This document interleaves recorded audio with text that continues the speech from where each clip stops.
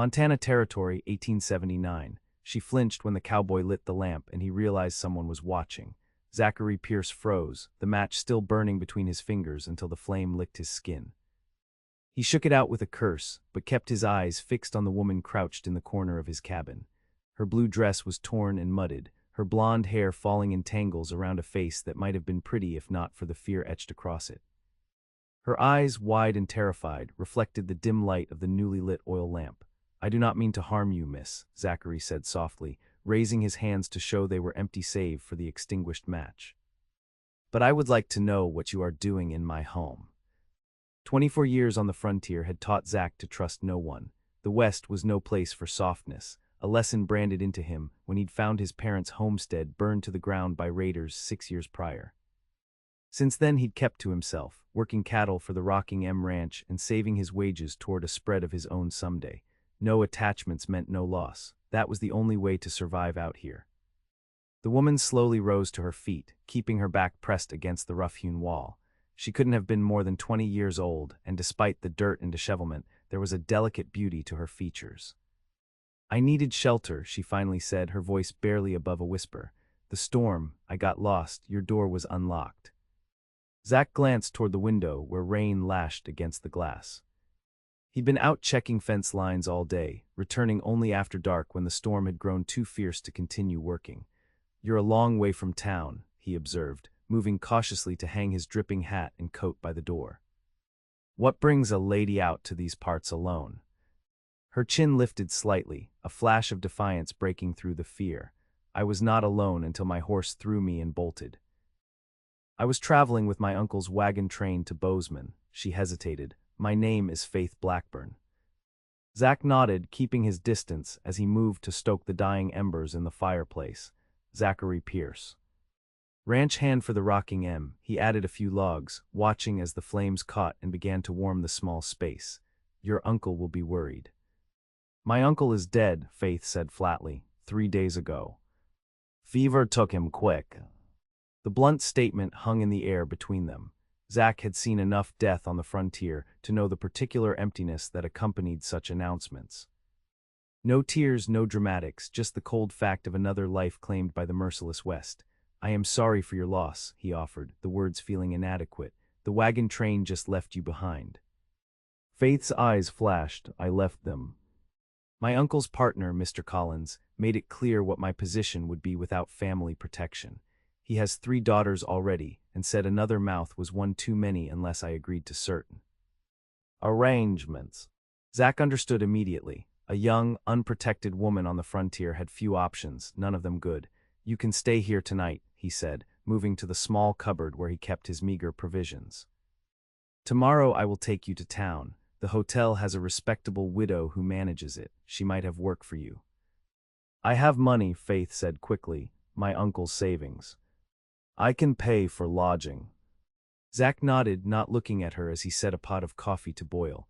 "Money does not last forever out here, Miss Blackburn. You will need employment eventually." "I am aware of how the world works, Mr. Pierce," she replied, a surprising sharpness in her tone. "I do not need another man to explain my circumstances to me." Zach turned, surprised at her spirit. Most women he encountered were either hardened by frontier life or broken by it. This one seemed to be neither. "Fair enough," he conceded. "There is stew left from yesterday, not much, but it is warm."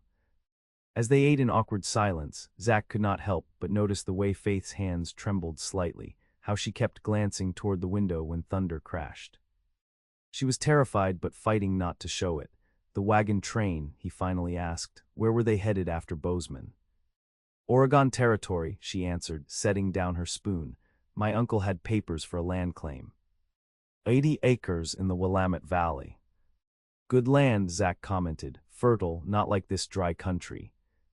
Faith's gaze drifted to the window where darkness pressed against the glass. "It does not matter now. The papers were in Collins' keeping for safekeeping. He made it clear they would not be returned unless She trailed off, her jaw tightening. "I chose to take my chances elsewhere." Zach felt a flare of anger at the faceless Collins. It was a common enough story on the frontier, men taking advantage of vulnerable women, but it never sat right with him. "You made the right choice," he said firmly. land can be claimed elsewhere. Your dignity cannot be replaced. Faith looked up, studying him with cautious eyes. That is an unusual perspective for a man out here.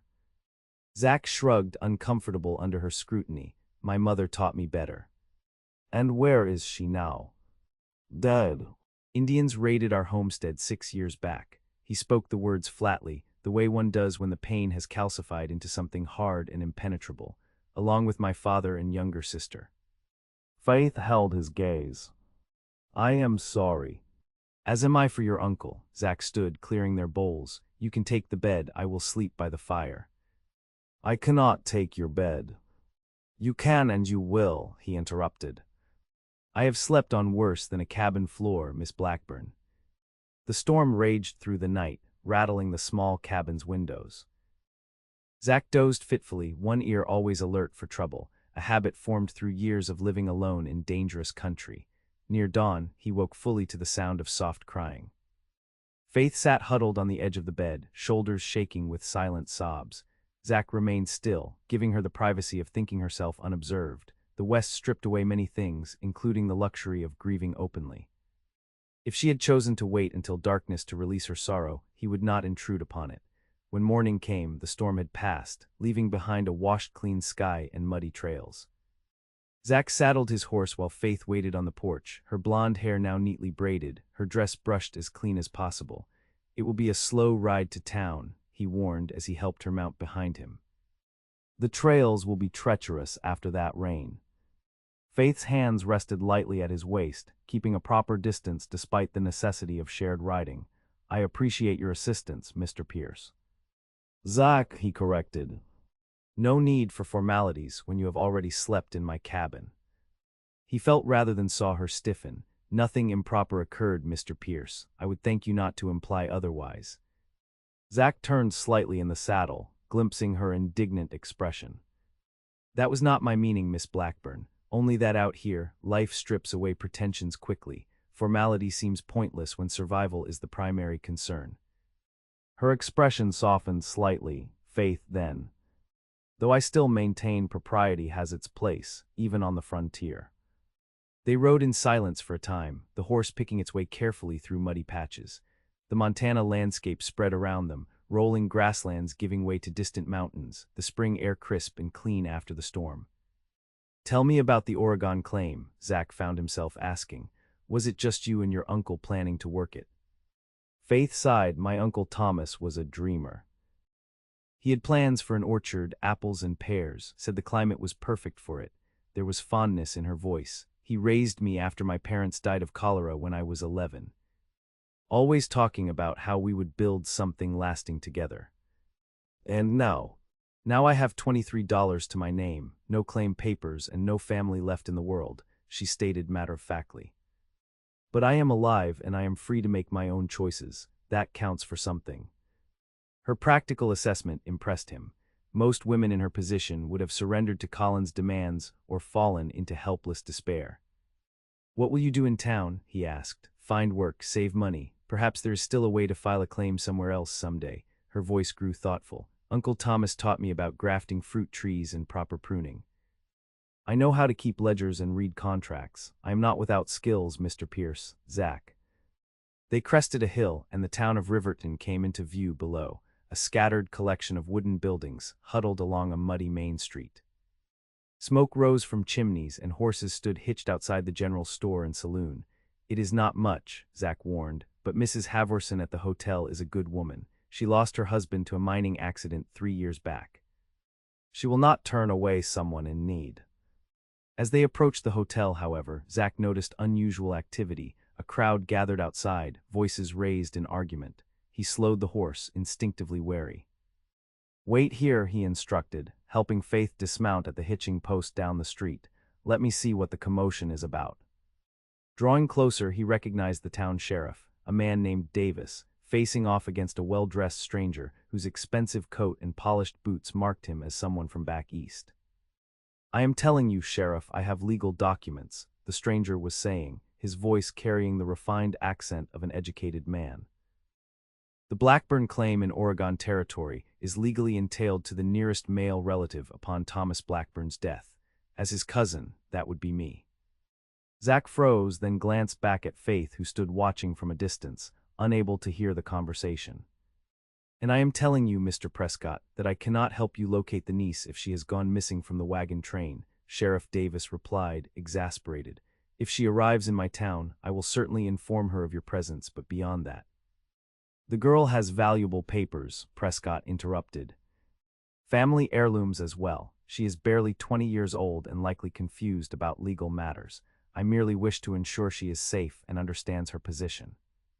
Zach stepped back, returning quickly to where Faith waited. We need to leave, he said quietly. Now. Why, what is happening? Faith asked, her blue eyes widening with alarm. Someone is looking for you, a man named Prescott claiming to be your uncle's cousin. He says the Oregon claim belongs to him as the male heir. Faith's face drained of color. James Prescott, he is here. She grabbed Zach's arm. Please, we must go, he cannot find me. Without questioning further, Zach helped her remount and swung up behind her, turning the horse back the way they had come. You know this man? He asked as they rode quickly out of town. He was my uncle's business partner years ago, Faith explained, her voice tight with fear. They had a falling out. Prescott cheated him in a lumber venture back in Pennsylvania. Uncle Thomas said he was a dangerous man who ruined people to get what he wanted. She twisted in the saddle to look at Zach. If he is claiming kinship now, it is only because he wants the Oregon land.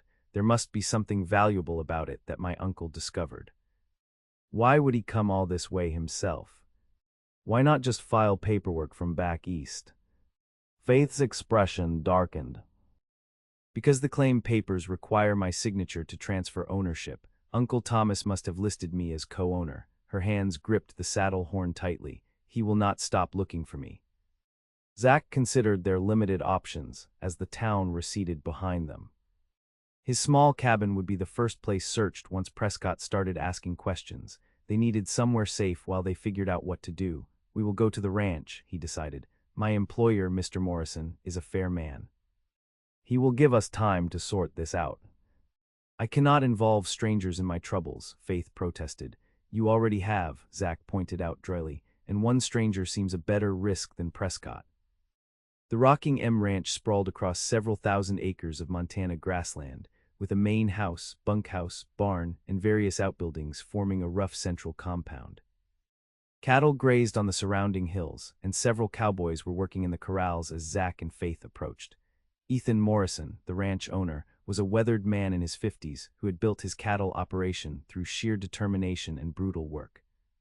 He emerged from the barn as they rode in, his eyebrows rising at the sight of Faith.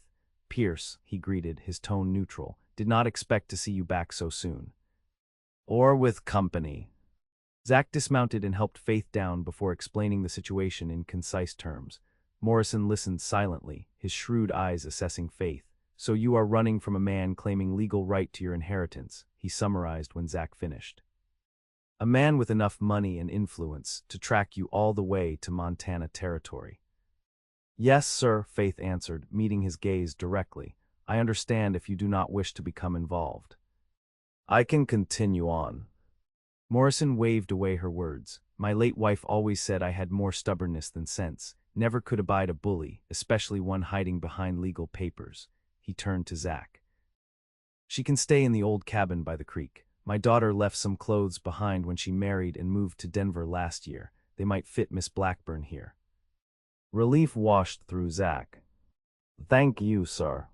Do not thank me yet, Morrison cautioned. This Prescott fellow sounds persistent. You will need to earn your keep, he added, looking at Faith. Can you cook?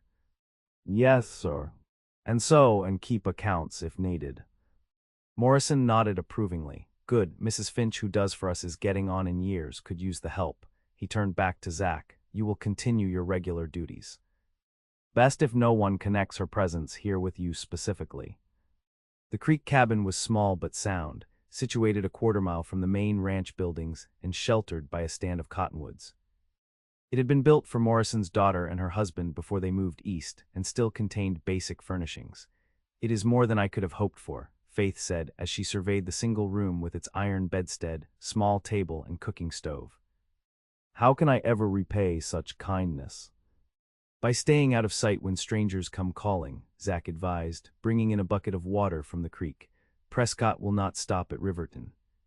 He will ask questions at every ranch in the area. Faith sat on the edge of the bed, suddenly looking very young and tired.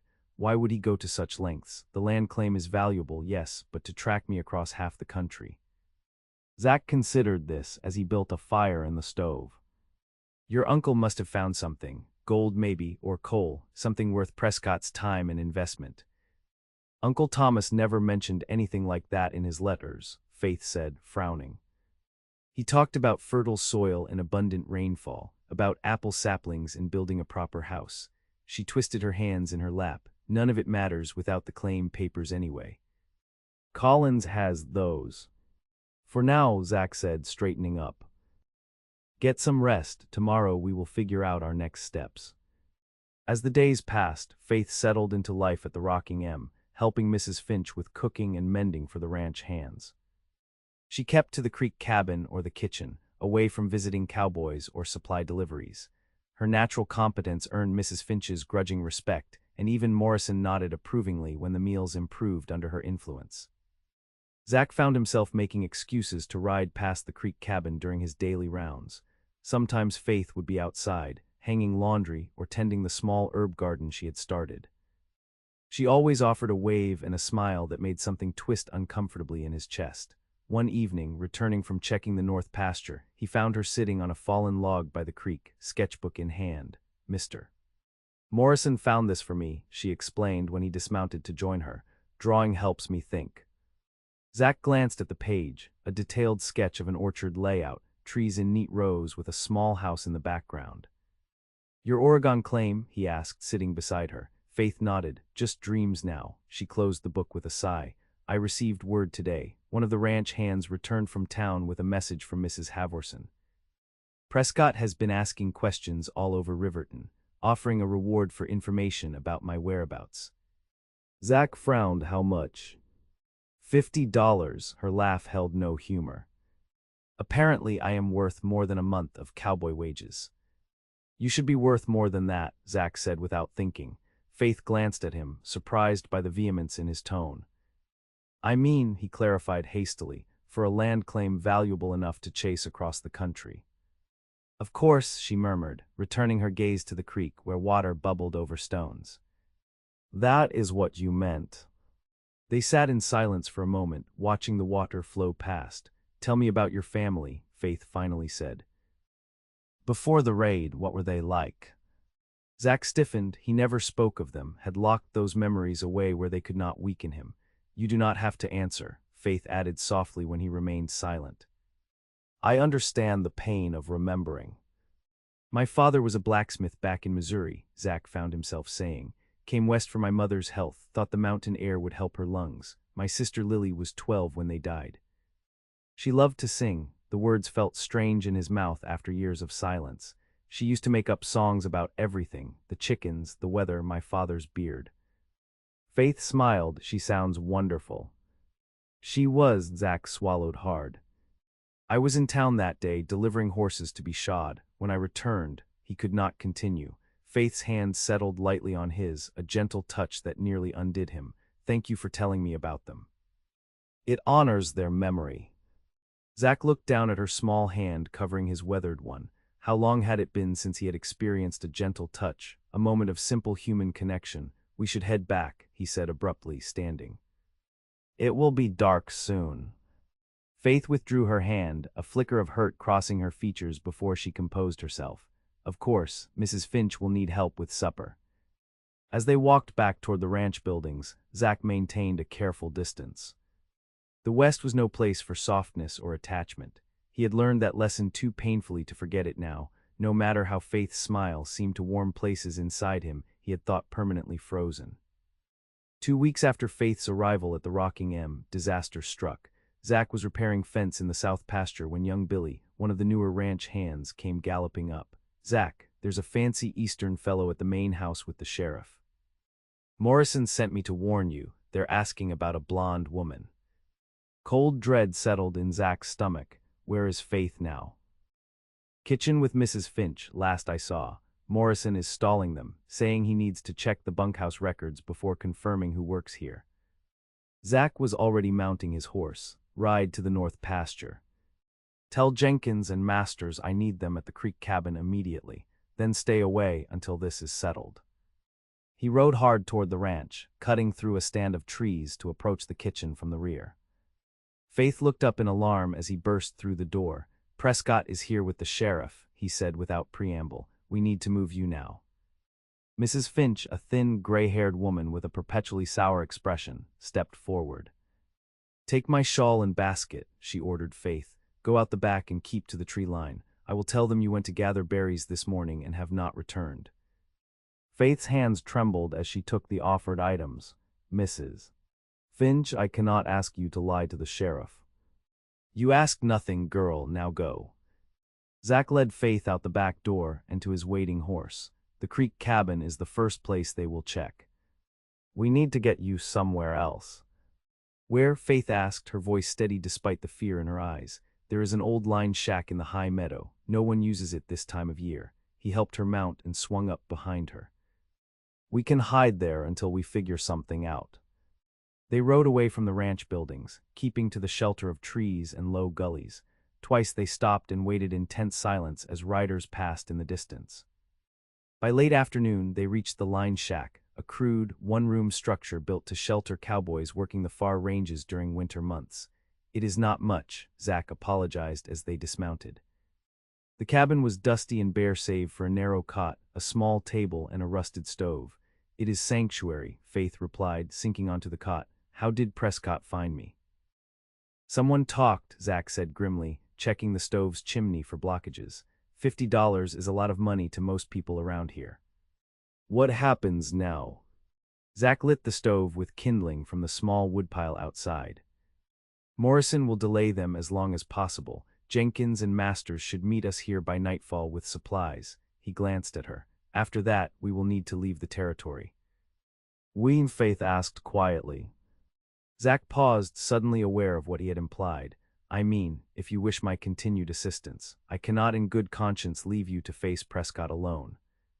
Faith studied him, her blue eyes thoughtful. "You would abandon your position.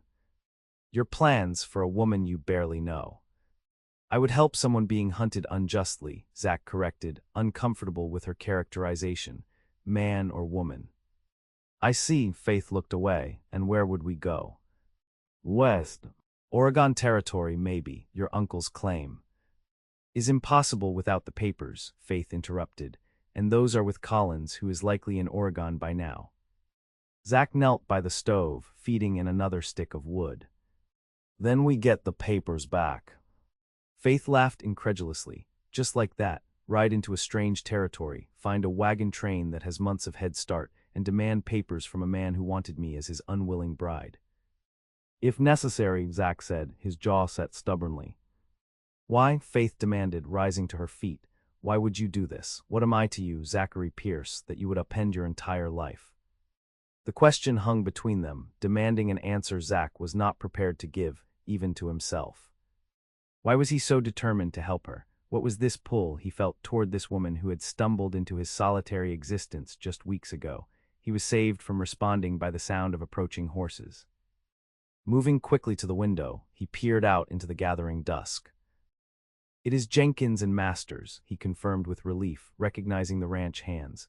The two cowboys brought saddlebags of supplies, food, ammunition, blankets, and a letter from Morrison. "Boss says this Prescott fellow has papers from a judge in Helena," Jenkins reported as they unloaded the provisions. "Claims Miss Blackburn is mentally unsound and he's her legal guardian." Sheriff seems unconvinced, but says his hands are tied if the papers are legitimate. "They are forgeries," Faith said firmly. "My uncle would never have made that man my guardian." "Morrison figured as much," Masters added. "That's why he sent us with these." He handed over a small canvas bag that clinked with the unmistakable sound of coins. 3 months' wages for you, Pierce, plus some extra. Said to tell you there's always a job waiting if you make it back this way." Zach felt a rush of gratitude for his employer's understanding. "Thank the boss for me, and for everything he's done for Miss Blackburn." After the cowboys departed, promising to spread word that they had not found them, Faith and Zach ate a simple meal of beans and hardtack by the light of a single candle. "We should leave before dawn," Zach said, spreading a map on the small table. "Take the northern route into Idaho Territory, then cut west." Faith traced the route with her finger. "It will take weeks. Maybe months. We have supplies and money. We can work along the way if needed." Faith looked up at him, her expression troubled. "You never answered my question. Why are you doing this?" Zach folded the map carefully, avoiding her gaze. "Because it is the right thing to do." "That is not an answer, Zach." He stood, moving to check the horse tethered outside. "Get some rest. We leave in a few hours." Outside, the night air was cool against his face. Stars scattered across the Montana sky, bright and distant. He had spent 6 years building walls around himself, learning to survive alone, convincing himself that attachment only led to pain. And now, in the space of a few weeks, a woman with determined blue eyes and quiet courage had somehow slipped past those defenses. The West was no place for softness. He had learned that lesson in blood and fire, yet here he was, preparing to abandon everything to help Faith Blackburn reclaim her future. It defied all logic, all his carefully constructed rules for survival. When he returned to the cabin, Faith was asleep on the narrow cot, her blonde hair spread across the pillow, her face peaceful in repose. Zach settled on the floor beside the stove, using his saddle as a pillow, but sleep eluded him. They departed before sunrise, riding northwest toward the Idaho border. Faith rode her own horse now, a sturdy mare Jenkins had brought from the ranch. For 3 days they traveled steadily, keeping to less traveled trails and camping in sheltered spots away from established routes. On the 4th night, as they made camp in a protected hollow beside a small stream, Faith finally broached the subject of their destination.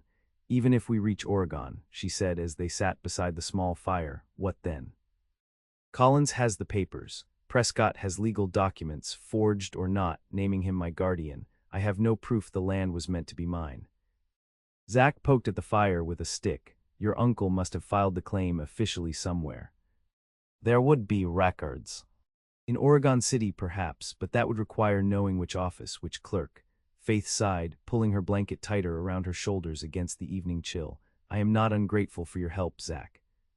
But I fear we are chasing an impossible dream." "What would you have us do instead?" he asked, genuinely curious. "Return to Riverton and surrender to Prescott?" "No," she said quickly, "never that. But perhaps we should consider a different path. You mentioned California once. We could go there, start fresh where neither Prescott nor Collins would think to look." Zach looked up, catching the significance of her words. "We." Faith met his gaze steadily. "Unless you plan to abandon me once we cross the Idaho border." "I do not plan to abandon you at all," he said quietly. "Then we continue together wherever we decide to go." She hesitated. "I have come to value your companionship these past weeks, Zach, more than I should, perhaps." The admission hung between them, delicate and dangerous. Zach felt the walls he had built around his heart tremble. "Faith," he began, unsure what he wanted to say. The crack of a rifle shot split the night, sending both of them diving for cover. A bullet thudded into the log where Faith had been sitting moments before. "Run for the horses," Zach ordered, drawing his revolver and firing blindly toward the direction of the shot to provide cover. Faith scrambled toward where their horses were tethered as 2 more shots rang out. Zach saw her stumble and fall with a cry of pain. "Faith," he ran to her side, finding her clutching her upper arm where blood seeped between her fingers. "Just grazed," she gasped. "Keep moving." Zach half-carried her to the horses, helping her mount before swinging into his own saddle. They galloped away from the campsite, riding hard until the sounds of pursuit faded behind them. Only when Faith swayed dangerously in her saddle did Zach call a halt beside a rocky outcropping that offered some shelter. "Let me see," he demanded, helping her dismount. The bullet had indeed only grazed her arm, but the wound was deep enough to need attention. Zach tore strips from his spare shirt to bind it. "Prescott?" Faith asked through gritted teeth as he worked. "Bounty hunters more likely," Zach replied grimly. "That reward must have increased." "How did they find us?" "We have not been as careful as we should have been. Stopping at that trading post yesterday was a mistake." Faith leaned back against the rocks, her face pale in the moonlight. "I cannot keep running forever, Zach." He finished bandaging her arm and sat beside her. Not forever. Just until we reach Oregon and find those claim papers. And if we cannot. Zach took her hand, surprising himself with the gesture. Then we will find another way, another place, together. Faith's eyes widened slightly. What are you saying? I do not know, he admitted, only that the thought of parting from you once this is resolved troubles me more than it should. A small smile touched her lips. It troubles me as well. She squeezed his hand gently. For a man so determined to remain alone, you have become quite important to me, Zachary Pierce. The admission sent a current of warmth through him. Before he could respond, however, the distant sound of approaching riders reached them. We need to move, Zach said, reluctantly releasing her hand. Can you ride? Faith nodded, already pushing herself to her feet, as long as necessary. They rode through the night, pushing north into increasingly rugged country. By dawn, Faith was fevered and swaying in her saddle. The wound on her arm had reopened, leaving a trail of blood spots on her sleeve. We need to stop, Zach insisted when she nearly fell during a brief rest. You need proper care. There is no time, Faith protested weakly. They are still behind us. Then we need to find help. Zach studied the surrounding landscape, remembering maps he had seen of the territory. There is a mining settlement called Silver Creek about 10 miles west. They might have a doctor, or at least someone with medical knowledge. Silver Creek proved to be a rough collection of cabins and tents clustered around a general store and assay office. A few curious miners watched as Zach rode in with Faith slumped against him, having abandoned her horse when she became too weak to ride alone. Need a doctor, Zach called to a bearded man outside the general store, or anyone with medical experience. The man pointed toward a small cabin flying a faded red flag, Doc Simpson. Though I'd call him more of a barber who knows some doctoring. Simpson turned out to be a thin, elderly man with surprisingly steady hands. He cleaned and properly bandaged Faith's wound, administered laudanum for the pain, and declared her lucky. Bullet didn't hit anything vital, he explained as Faith drifted to sleep on his examining table. Infection's what I worried about, but I've cleaned it good. She needs rest now. How long? Zach asked, watching Faith's chest rise and fall with even breaths. Few days at least, Simpson replied. That fever needs to break before she travels. Zach paid the doctor from their dwindling funds and arranged for a room at the town's only boarding house, a shabby 2-story building run by a massive woman named Mrs. Boone. No funny business, she warned as she showed him to a small room with a narrow bed. I run a respectable house. My sister is ill, Zach lied smoothly. I am merely seeing to her care until she can travel again. Mrs. Boone snorted skeptically but left them alone. Zach sat beside Faith's bed through the night, watching as she tossed restlessly in fever dreams. Once she called out for her uncle. Another time she murmured Zach's name with such tenderness that it made his throat tighten painfully. By morning her fever had broken and she woke lucid though weak. Where are we? She asked, looking around the sparse room. Silver Creek. Mining town. Zach helped her sit up and drink some water. How do you feel? As though I have been kicked by a mule, Faith admitted with a weak smile, but alive thanks to you. Zach shook his head. I am the reason you were shot in the first place. If I had been more careful. Stop, Faith interrupted. I chose to come with you. I chose this path. Her hand found his where it rested on the edge of the bed. No regrets, Zach. He turned his hand to clasp hers, marveling at how right it felt. The doctor says you need several days' rest before we can travel again. Faith nodded, then frowned. We cannot stay in one place too long, if bounty hunters found us before. I will make inquiries about alternative routes west, Zach promised, and I will be more careful. Over the next 3 days, as Faith regained her strength, Zach scouted the town and surrounding area. Silver Creek was isolated enough that news traveled slowly, but not so remote that strangers went unnoticed.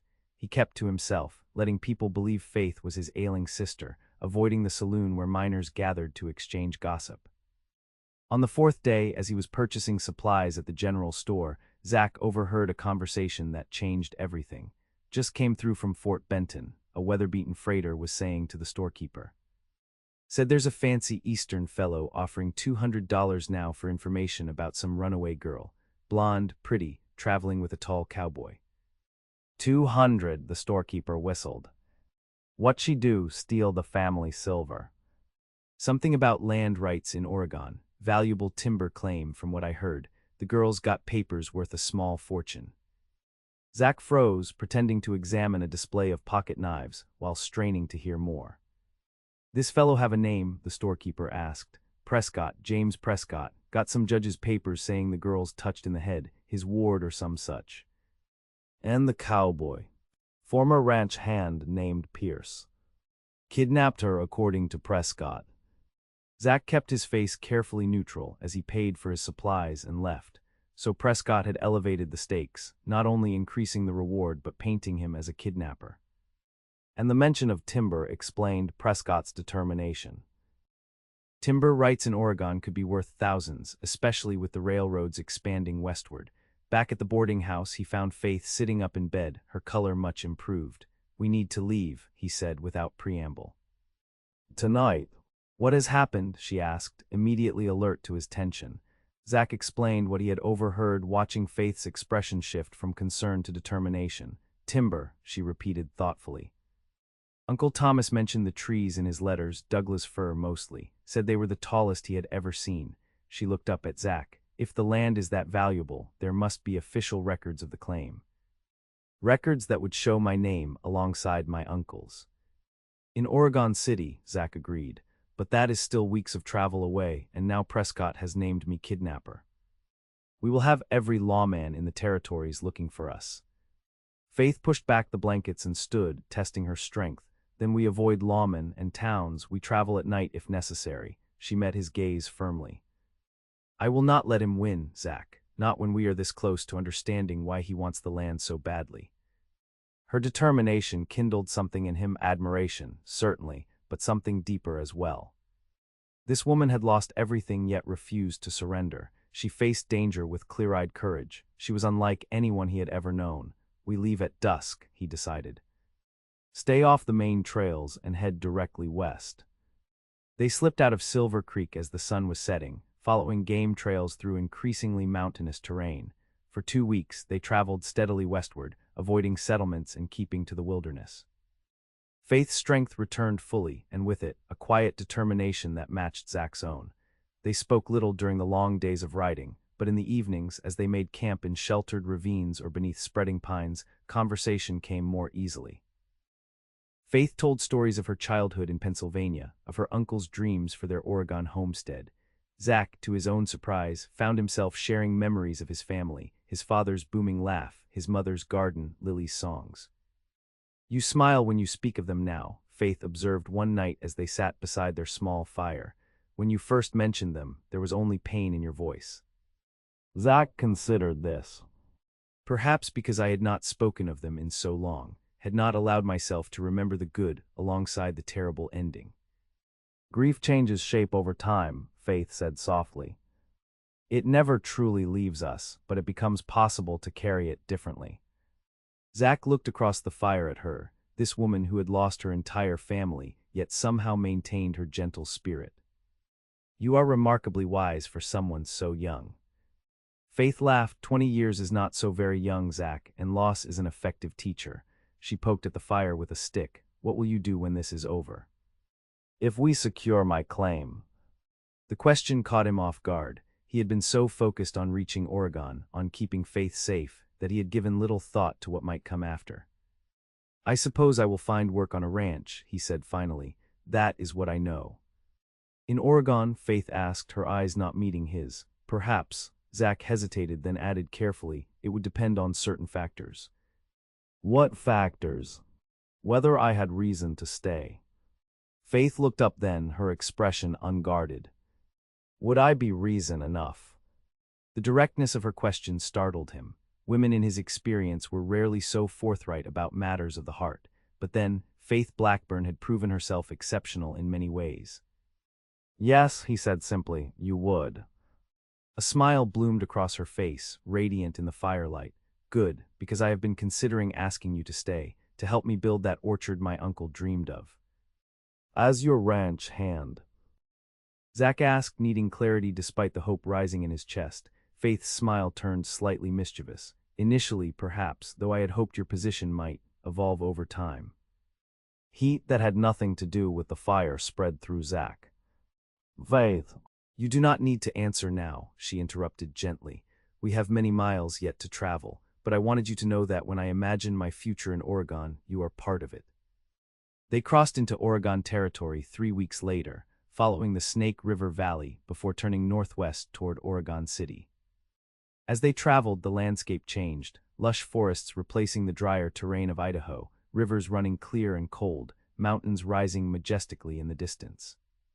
It is everything my uncle described, Faith marveled as they rode through a valley where wildflowers carpeted the ground beneath towering firs, so green and alive.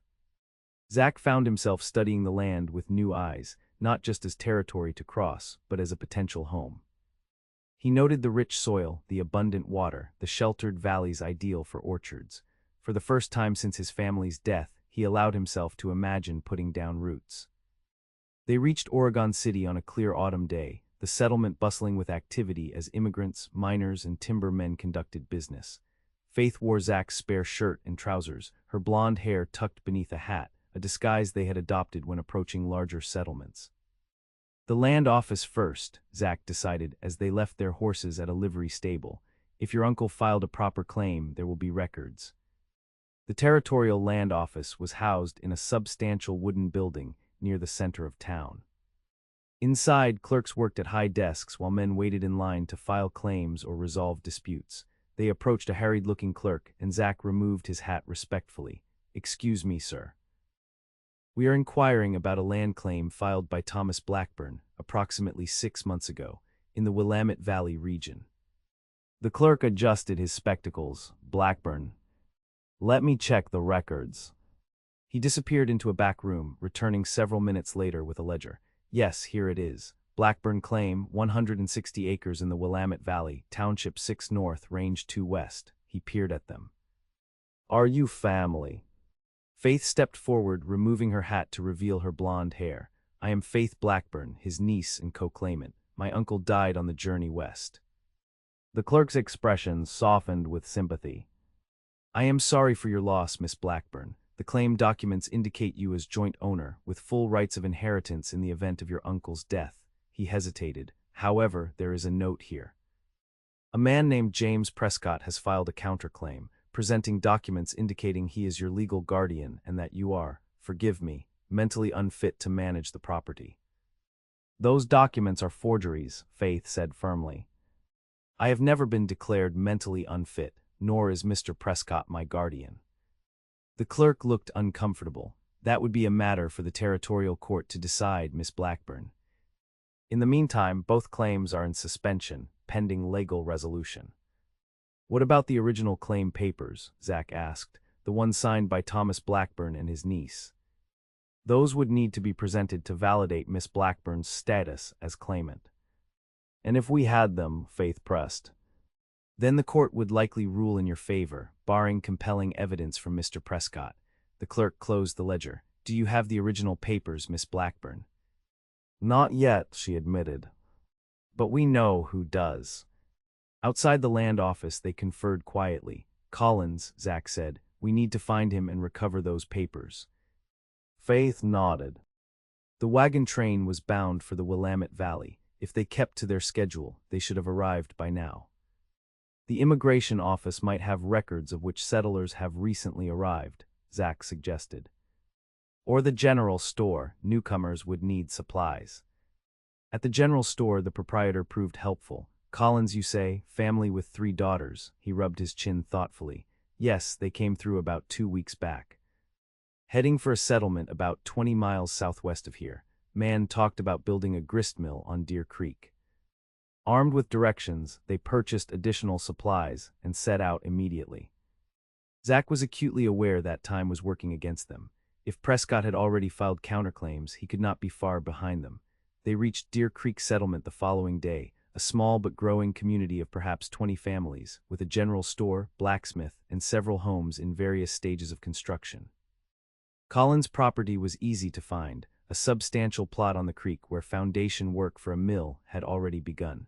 The man himself was directing workers when Zach and Faith approached. He was a broad-shouldered, prosperous-looking man in his 40s, with a thick beard and calculating eyes that widened in shock at the sight of Faith. "Miss Blackburn," he sputtered, dismissing his workers with a wave. "This is unexpected.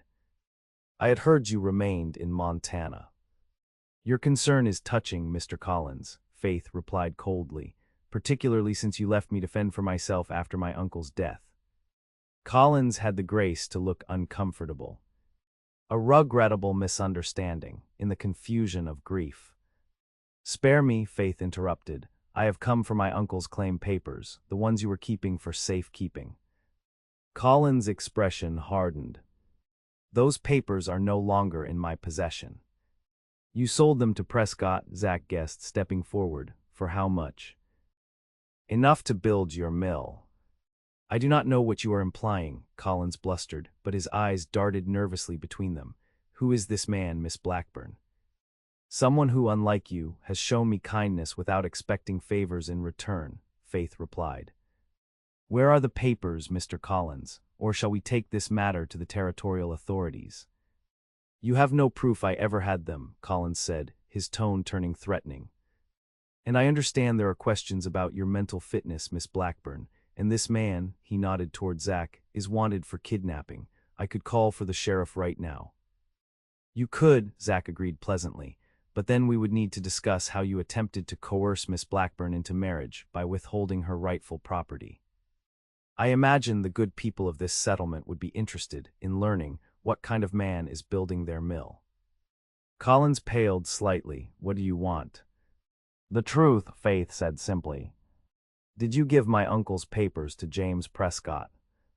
Collins hesitated, then nodded curtly. "He came to me in Bozeman before we left, offered $500 for the documents." "And you took it," Faith said, disgust evident in her voice. "Despite knowing they were my inheritance." "Business is business," Collins replied defensively, "and Prescott had legal papers naming him your guardian." "Forged papers," Zach corrected. "Did he tell you why he wanted the land so badly?" Collins glanced around to ensure no one was listening. "The timber, railroad surveyors have already marked a route through that valley. The trees on that land alone are worth thousands, maybe tens of thousands." Faith exhaled slowly, "And my uncle never knew." "He was too busy dreaming about apple trees," Collins said with a dismissive snort. "Never saw the real value right in front of him. Or perhaps he valued things differently than men like you and Prescott," Faith replied quietly. "Thank you for the information, Mr. Collins. The territorial court will find it most enlightening." As they turned to leave, Collins called after them. "Prescott is already here, you know, in Oregon City. He arrived 3 days ago, asking questions about new arrivals. He will find you eventually." "Let him come," Zach said, helping Faith mount her horse. "We know the truth now." They rode away from Deer Creek, making camp that night in a secluded grove several miles from the settlement. "What now?" Faith asked as they sat beside their small fire. "Without the original papers, it is our word against Prescott's." "We have Collins' testimony that Prescott bought the papers," Zach pointed out. "And the land office records show you as co-claimant." "Collins will deny everything if pressured," Faith said wearily, "and Prescott has enough money to bribe officials, forge documents." She trailed off, staring into the flames. "Perhaps we should simply find another place, California, as we discussed before." Zach studied her across the fire. "Is that what you want, to give up your inheritance, your uncle's dream?" "I want peace," Faith admitted. "I am tired of running, of fighting." She looked up at him. "But I also want justice, and I want to honor my uncle's memory." "Then we face Prescott directly," Zach decided. "Return to Oregon City and present our case to the territorial court." "With what evidence?" "The truth and whatever else we can gather." Zach leaned forward, taking her hands in his. "Faith, I cannot promise we will win. But I can promise you will not face this alone." She squeezed his hands, a small smile touching her lips. "That means more than you know." Her expression grew serious. "But Zach, you must consider what this means for you. You are branded a kidnapper now, if we go back to Oregon City." "I am not abandoning you," he said firmly, "not when we are this close." Faith studied him for a long moment. Why? Why risk everything for me? The question hung between them, demanding an answer Zach could no longer avoid. He had spent 6 years building walls around his heart, convincing himself that attachments only led to pain. Yet this woman had somehow slipped past every defense. "Because I love you," he said simply, the words feeling both terrifying and inevitable. "I did not plan it, did not want it, but there it is." Faith's eyes widened, then filled with tears. "Even knowing I might lose everything, that I may have nothing to offer but myself." "You are enough," Zach assured her. "Land or no land, claim or no claim, you Faith Blackburn are enough." She moved around the fire to kneel beside him, her hands framing his face. "I love you too, Zachary Pierce, more than I thought possible in so short a time." When she kissed him, it felt like coming home after a long journey. Zach pulled her close, marveling at how perfectly she fit against him, how right this felt despite every logical argument against it. "Marry me," he whispered when they finally parted. "Whatever happens with Prescott, with the claim, be my wife." "Yes," Faith answered without hesitation, 1,000 times yes. They returned to Oregon City the following day with a plan. Rather than hiding, they would confront Prescott openly, presenting their case to the territorial judge who happened to be in town for the monthly court session. Their first stop was the land office, where the same clerk greeted them with surprise. "Miss Blackburn, Mr. Pierce, I did not expect to see you again so soon. We have information regarding James Prescott's counterclaim," Faith explained. "We believe he obtained the original claim papers through deception and bribery." The clerk looked uncomfortable. "That is a serious accusation, Miss Blackburn. Do you have evidence?"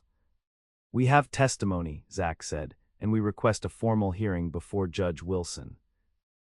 "I cannot simply arrange," the clerk began, but was interrupted by a voice from the doorway. "No need for a hearing, I am right here." James Prescott was a distinguished-looking man in his 50s, impeccably dressed in an Eastern suit that looked out of place in the frontier town. His silver hair and patrician features gave him an air of authority that commanded immediate attention. "Miss Blackburn," he said smoothly, stepping into the office, "how good to finally find you. I have been quite concerned about your welfare." Faith straightened, meeting his gaze directly. "I find that difficult to believe, Mr. Prescott, considering you have been spreading lies about my mental state and offering rewards for my capture."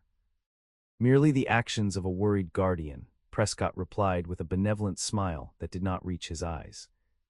"You disappeared under concerning circumstances, after all." "You are not my guardian," Faith stated firmly. "The documents you have presented are forgeries."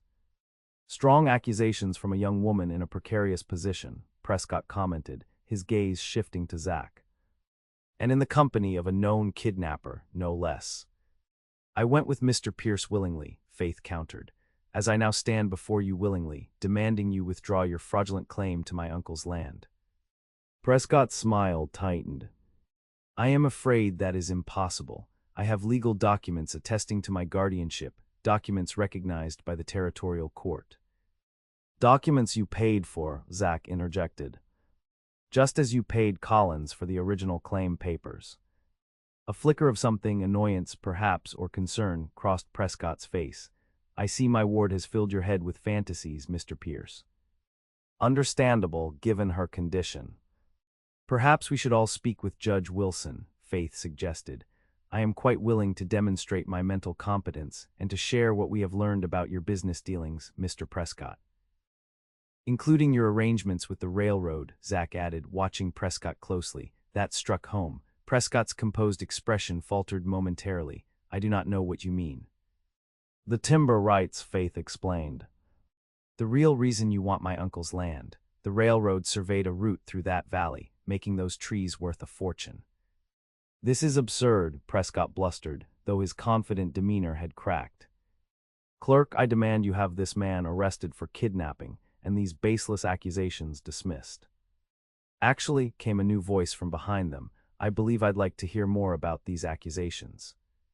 They turned to find a stern-looking man in a black frock coat standing in the doorway. The clerk jumped to his feet. "Judge Wilson, we were not expecting you until tomorrow's session." "Arrived early," the judge said briskly, "and it seems fortuitous that I did." He surveyed the group with shrewd eyes. Now what's this about fraudulent claims and timber rights? Over the next hour in the privacy of the land office's back room, Faith and Zach presented their case. They explained Thomas Blackburn's original claim, his death, Colin's betrayal, and Prescott's pursuit. They detailed the increasing rewards offered for Faith's capture and the forged guardianship papers. Prescott defended himself vigorously, producing documents that appeared official and dismissing Faith's claims as the delusions of a grief-stricken, impressionable young woman. "The girl's uncle was my cousin," he insisted. "I am her closest living relative and have only her best interests at heart." "He was not your cousin," Faith countered. "My uncle would have mentioned such a connection. He spoke of you only as a former business partner who cheated him years ago." Judge Wilson listened to both sides with impassive attention, occasionally asking pointed questions. Finally, he sat back in his chair. "This is a complicated matter," he observed. "Miss Blackburn makes compelling arguments, but without the original claim papers, it is difficult to verify her status. Which is precisely why Mr. Prescott purchased them from Collins," Zach pointed out. "To eliminate evidence of Miss Blackburn's rightful claim." "Allegations without proof," Prescott dismissed. "The simple fact remains, I have legal documentation of my guardianship, while Miss Blackburn has nothing but her word." Judge Wilson stroked his beard thoughtfully. "There is one way to resolve this. The Territorial Land Office in Portland would have copies of all official claims filed. If Thomas Blackburn indeed named his niece as co-claimant, those records would reflect it." Hope surged through Faith. How soon could those records be obtained? "I can send a telegram today," the judge decided. "Should have a response within a few days." He turned to Prescott. "In the meantime, sir, I am suspending all actions on this disputed claim until the matter is fully investigated." Prescott's face darkened with anger, but he maintained his composure. "As you wish, Your Honor, though I must insist that my ward remain under proper supervision until this is resolved." "I am not your ward," Faith reiterated firmly. "And I will not be placed under your control." "The young lady appears perfectly competent to me," Judge Wilson observed dryly. "She will remain free to go about her business, though I ask that neither party leave Oregon City until this matter is settled." As they left the land office, Prescott caught up to them on the wooden sidewalk. His genial mask had dropped, revealing cold fury beneath. "You are making a grave mistake," he warned, his voice low. "I have connections throughout the territory, judges, businessmen, lawmakers." "You cannot win." "Perhaps not," Faith acknowledged calmly, "but I can ensure that everyone knows exactly what kind of man you are, Mr. Prescott. How you forge documents and bribe officials to steal land from a young woman whose only crime was inheriting what you covet. And if you continue to threaten Miss Blackburn," Zach added quietly, "you will answer to me." Prescott's gaze shifted between them, calculating. "This is not over," he promised before turning on his heel and striding away. They took rooms at a small boarding house on the edge of town, aware that the next few days would determine their future. Faith was quiet as they ate dinner that evening, lost in thought. "What troubles you?" Zach asked as they sat in the boarding house's small parlor afterward. "Judge Wilson seemed to believe you." "He did," Faith agreed. "But Prescott was not wrong about his connections, and even if the Portland records confirm my claim, there will be legal challenges, delays," she sighed. "It could be months before this is truly resolved." Zach took her hand. "Then we will wait months if necessary." Faith smiled, some of the tension leaving her shoulders. "You are a patient man, Zachary Pierce." "For some things," he agreed, "though not for others." He hesitated, then added, "I meant what I said last night, about marriage."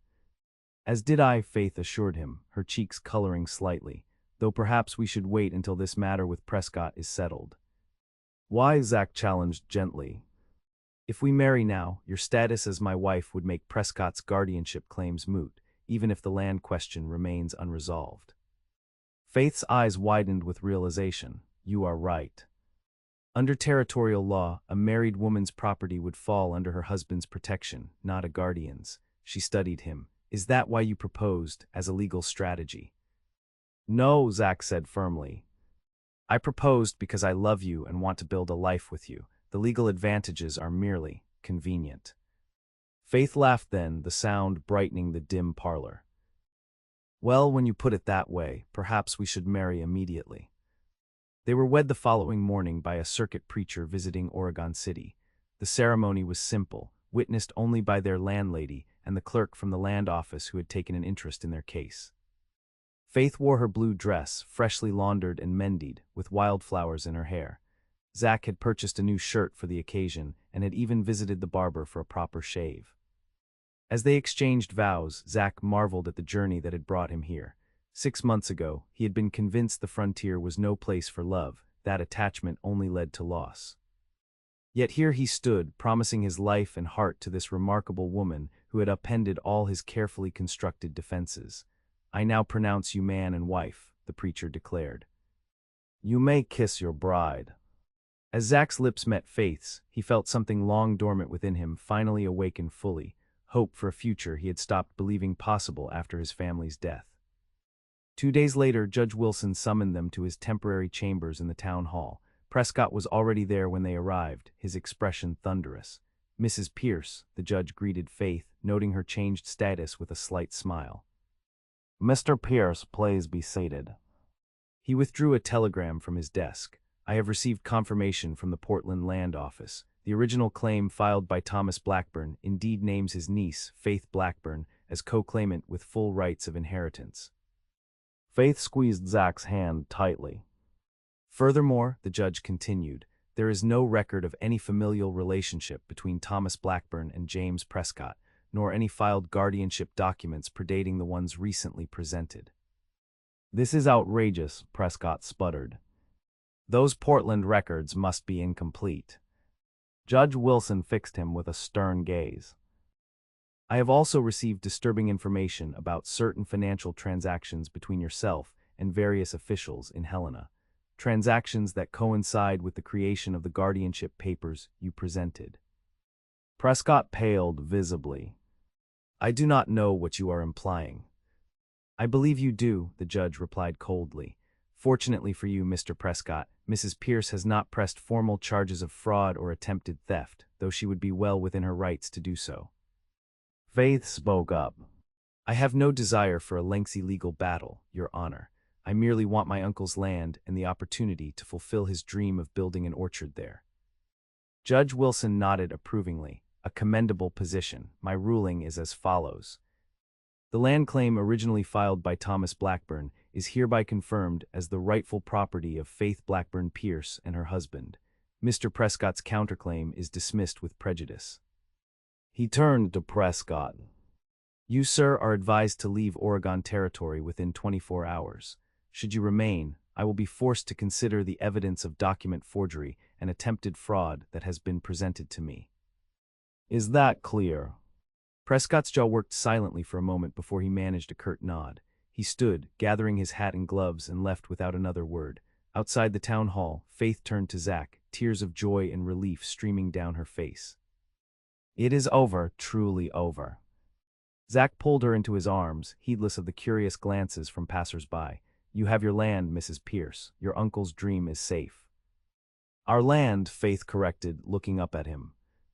"Our dream now." 1 week later, they stood together on a hillside overlooking their property in the Willamette Valley. Below them stretched 160 acres of rich bottomland and forested slopes, a clear creek winding through the center. The afternoon sun filtered through towering firs, dappling the ground with golden light. "It is perfect," Faith breathed, her eyes shining, "exactly as Uncle Thomas described it." Zach put his arm around her waist, pulling her close. "Where do you want the house?" Faith pointed to a level spot near the creek. "There, I think." With the orchard spreading up the southern slope to catch the best sun, she turned to face him. "But we do not need to decide everything today. We have time." "A lifetime," Zach agreed, marveling at how easily the words came now. The walls he had built around his heart after his family's death had crumbled completely, replaced by something stronger, a future built on love rather than fear. "I never thought I would find this again," he admitted quietly. "A home, a family. After losing everyone, I convinced myself it was safer to remain alone." Faith reached up to touch his face gently. "And now?" "Now I know better," Zach said, covering her hand with his own. The frontier is harsh, yes. But facing it alone is not the answer. Love does not make us weaker out here, it gives us something worth fighting for. Faith smiled, her blue eyes reflecting the vast Oregon sky. Then let us build something worth fighting for, Zachary Pierce, together. As the sun began its descent toward the distant mountains, they walked down the hillside toward the spot where their home would stand, the first step in a journey neither had expected, but both now embraced with open hearts.